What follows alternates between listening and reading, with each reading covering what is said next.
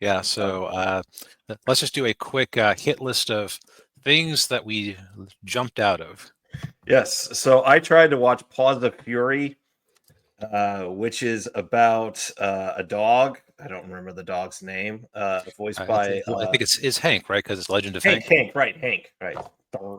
I couldn't be bothered. It left such an impact on you. I know I had such an impact. Hank, who's voiced by Michael Cera, and he's a dog who wants to be a samurai, and then he ends up in a village full of cats, and of course, cats hate dogs, Right. And there's this like cat chieftain who wants to wipe out this village, and so he gets rid of the samurai guarding the village because that samurai is apparently a scaredy cat. And but then they go to the shogun because wanting another samurai, and but then they went to the guy that ran the other one off, and it's just nonsensical plot, and really bad cat jokes and cat puns. Mm. I noped out when I stuck with it a lot longer than I intended to, because I was waiting for Hank to show up. Because I'm like, okay, I'll wait for the main character to show up in the movie, and then but then he shows up. It's like, no, it didn't get any better. It got worse. And Oof. and there and I noped out. Piss off. Sorry, spam call. I noped out when Hank gets hit in the face with a walk by an old cat lady, an actual cat, not an old cat lady. Right. And then one of the characters says, well, "That's what I call walking the dog." And then another character says, "Yeah, because she hit him in the head with a walk." Okay, so that's even worse than I thought from your description. So they didn't trust the kids to get the joke. Right. Yeah. Yeah.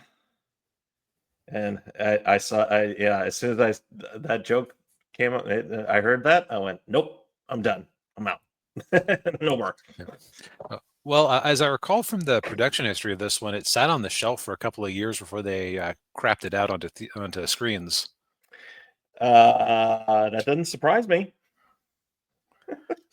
So Probably should have left it on there and gotten a tax write-off for it. Yep.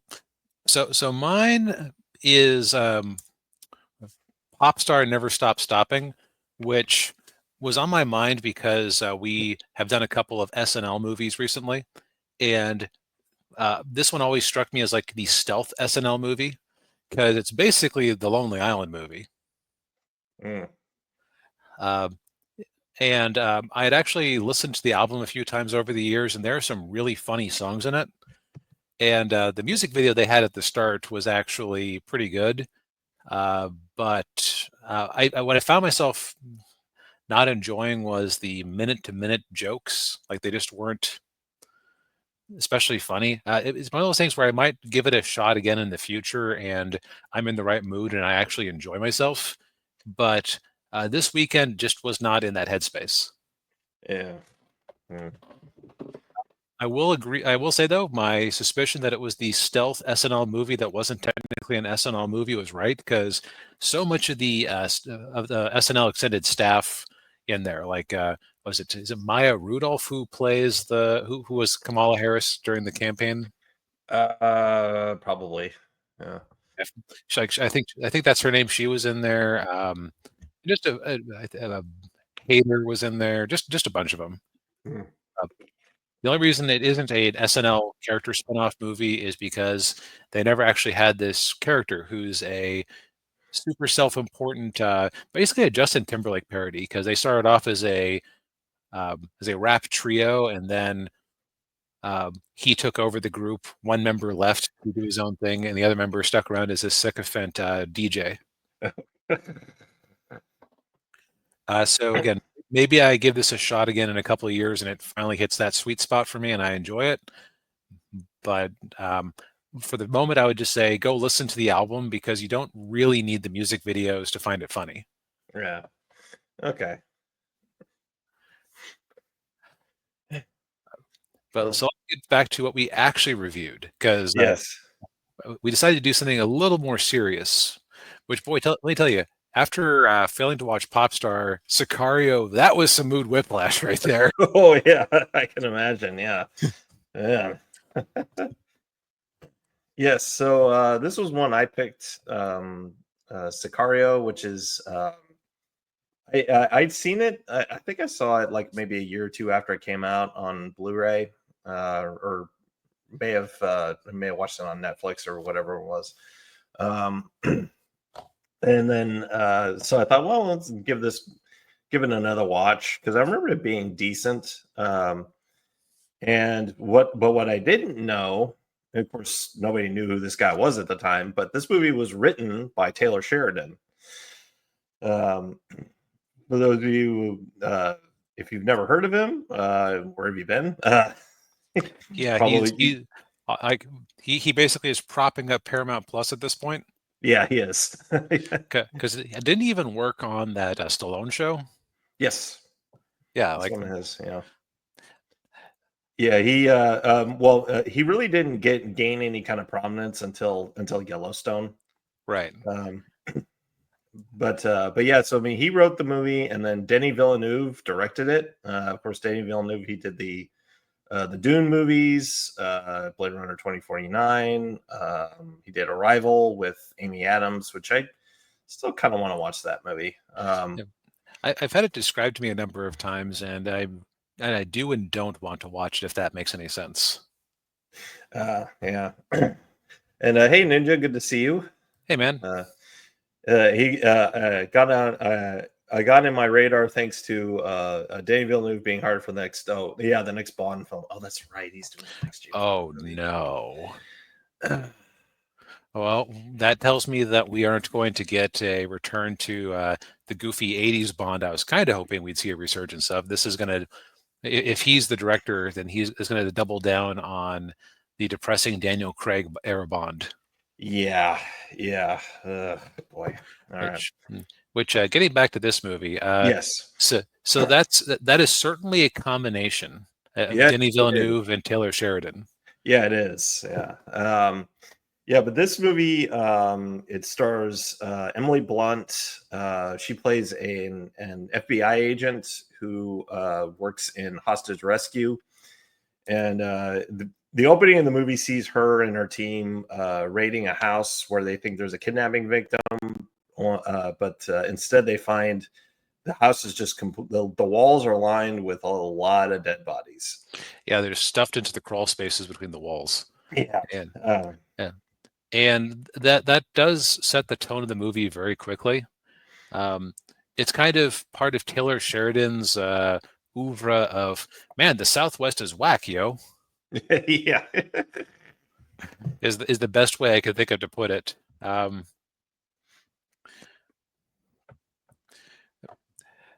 yeah, she gets Yeah. involved with this, and then I kind of forget because it's been a bit since I watched it. There was like an explosion there at the house that she was caught up in. Yeah. So the another character in there is her partner, Reggie, who's played by Daniel Kaluuya. I'm very sorry for butchering his name. Right. He was in. Most people remember him from Get Out. Um, Was he also in Black Panther? yes. Yeah. Yeah, he was like the rhino farmer. Yeah. Yeah. Who I find amusing. Everybody quotes him as like, "Oh man, if you bring in refugees, you bring their problems with them," and everyone goes based, and then they seem to forget that he changed his mind by the end of the movie. Yeah. Yeah. But yeah. So they. Well, what happens is there's a tool shed in the backyard, and a bunch of cops try to the floorboards are chained, so they try to break it open, and then it blows up. Uh, so then after this, we then meet Josh Brolin's character, Matt Matt Garver, who is what did they say? He was a DOD official or something like that, attaché, something like that. Isn't he Uh, CIA? Well, he's CIA, but he was his cover was that he worked for the DoD. Okay. Yeah, he was using some real weak cover. Um, and so he recruits Emily Blunt to help him go after the cartel that was responsible for what was happening in the house. And then we also meet Alejandro, who's played by Benicio del Toro, and he's very mysterious. We don't know anything Yes. about him. You know, he's And I gotta say, the guy has the most interesting eyes. he Like does. Yeah, he he just always looks like he's very tired of everything,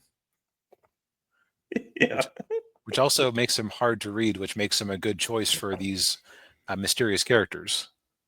yeah, yeah. Even in the Last Jedi, you know, Yeah, which is I think that's the only movie I can really think of that I've seen him in where I remember seeing him. So yeah, I did kind of come into this movie maybe like thinking like, oh, bad association right there. yeah. um, but So yeah. okay, sorry. I guess the No, no. question is, we didn't have a chance to talk about this in advance. Do we want to go into some spoilers, or do we want to uh, kind of just give generic thoughts? I'm good either way. Yeah,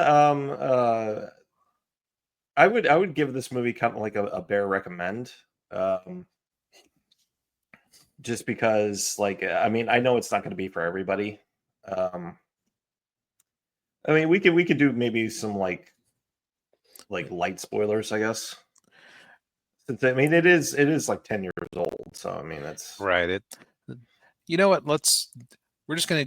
I don't think that I necessarily want to do like a full blow by blow of the plot, just yeah. because my general take on the movie is it's a pizza cutter, Hmm. all edge, no point. Is my general take on it. Yeah. Because well, and that might be part of Taylor Sheridan's commentary on it is, with the war on drugs being what it is. It's like Hmm. there's really no winning the war on drugs. It's mainly just controlling it. Right. I mean, like they say at some point, until 20% of the population stops doing drugs, the best we can do is mitigation. Yeah.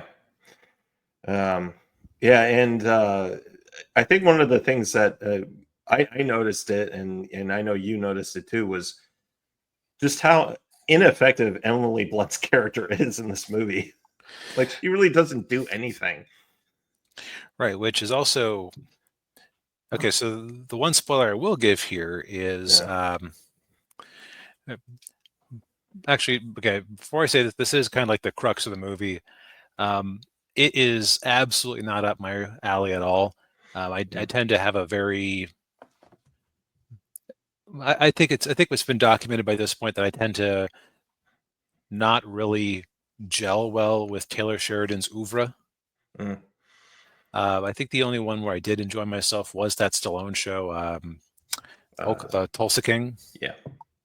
That's probably because of the Stallone influence on it Yep. that made it a bit more lighthearted than normal. Yeah.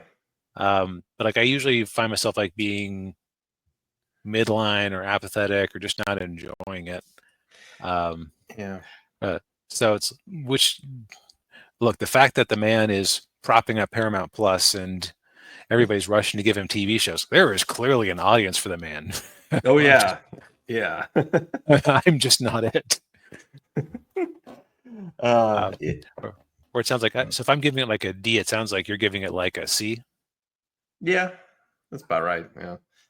Um, actually the movie kind of reminds me of another one of Taylor Sheridan's stuff, Lioness, which is the show about a CIA operative. They take a woman and they call her the Lioness, and they put her like undercover with terrorist groups. I didn't know that Um, was one of his. yeah, that was one of his. Yeah, it's with Zoe Saldana. Um, I got like 2 episodes into it and I dipped out because the the woman, the character who's the lioness, she was getting on my nerves. Mm. Like I found it really hard despite the fact that she had like a very hard life, found it very hard to like her, and because of the way her personality was, it's just like, gosh, she's driving me crazy. uh, Well, I mean, at least she had a personality, which I think would be my critique of Emily Blunt in this movie. yeah, she doesn't have much of a personality. Yeah, Like she's well-meaning, she's just kind of there. yeah, And I did keep thinking about, okay, why did they bring in this 130-pound woman uh, into like this super dangerous operation where they're going into Mexico and like fighting the cartel hand to hand, yeah, and like she does kind of luck into some information later, but it's not like that wasn't an intentional thing. That was just some bad luck. yeah. um well, yeah, and you find out because Yeah, technically, this is the spoiler at the crux of the movie. So yeah, the spoiler, yeah. if you're a Taylor Sheridan stan who hasn't sent me a suspicious ticking package yet, and you haven't, this movie wasn't on your radar, go watch it. It is very much in the style that you've come to expect. Yeah. Um, yes, as Daniel was about to reveal. Yes, as I was about to reveal. So the only reason she's there is because technically the CIA cannot operate on American soil unless they have a domestic agent who is like working with them, who's attached to the group, or like a liaison. And what's really funny is that they reveal this right around the moment where I'm thinking to myself, what the hell is this person doing here? Yeah. She's doing nothing. They aren't letting her do anything. And that's the point, because yeah, like they specifically tell her, yeah, keep your safety on your gun. Don't point it at anything. Just, you know, you're here. She's the beard, basically. She's there to make things look nice. Yes, yeah. uh and Ninja asks about what we thought of the directing. It was all right. It was good. I mean, it was definitely Villeneuve's style. A lot of panning shots from the air, Yeah. very slow. Yes. A lot of a lot of wide distance shots. Yep. Like Like, there's one part where like Emily Blunt and Josh Brolin are arguing, and you see it from like really far away, and I'm sick of zoom in. yeah, like it's one of those things where I didn't know who was behind it until I hit the credits, because I don't usually look these things up in advance. Yeah. Um, but as soon as I saw the credits, I said, "Oh, That that's the explains. style." Yeah. Like, that explains why I feel the way I feel about this movie. Yep.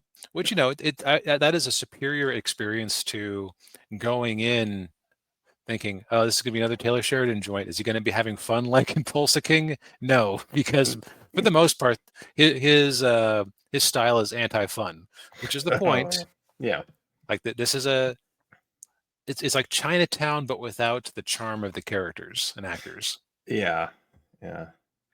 Although I will say, if you're looking for something that Taylor Sheridan worked on that was decent and that we both enjoyed, Hell or High Water. That was the bank robbery one, right? Right. Yeah. Chris Yeah, Pine and Jeff Bridges. yeah. Like I think that's another one where you enjoyed it a bit more than I did, but I would call Mm. it like that's my bear recommend, and you're higher than bear recommend. Yeah. Okay. Yeah. So, but yeah, it's but no, and also Benicio del Toro is like his character didn't really do anything for me. Like they had a bit at the end where he executes the cartel leader's family as he is about to take over his operation, Yeah. and I could just like, okay, pull the trigger, come on, just Yeah. do it. Yeah. See, See, this is why I fundamentally don't watch horror movies, and this is why Daniel and I have slightly different tastes. For some people, they enjoy that tension, like, oh Yeah. man, he's about to pull the trigger, isn't he? Or, Yeah. oh man, is Jason about to jump out of the trees? Yeah. Where it's like, okay, I know the awful thing is about to happen. Just come on, stop wasting my time. Come on, here. I see what you're doing. This tension does nothing for me. Yeah. Yeah. So yeah, so no, this is not an objective critique of the movie. This is like my personal reaction to it. So, Yeah. Yeah. like I said, there's definitely an audience for this movie. It's well beloved. Amusingly, your boy Zach described his comic book Iron Sights as being like Sicario, even though he had never seen the movie Sicario. Yeah. Well, I will say it was popular enough that they did a sequel. Oh, really? Yeah. What was it called? Do, do, do, do. Oh, yeah, It the other was. thing that's in the back of my mind the whole time is I kept confusing this movie with Syriana or whatever that was. Oh yes, yeah, with George Clooney. Yeah. Yeah, Yes, yeah. Sicario, Day of the Soledad, Soledad, Soledad. which I think that means solitary. I I don't think know. so. Yeah, and Taylor Sheridan wrote that one too. The Uh, man is a writing machine. he is. Yeah, but Well, yeah. like Daniel, any last thoughts? Well, if you're curious to watch it, it's on Netflix.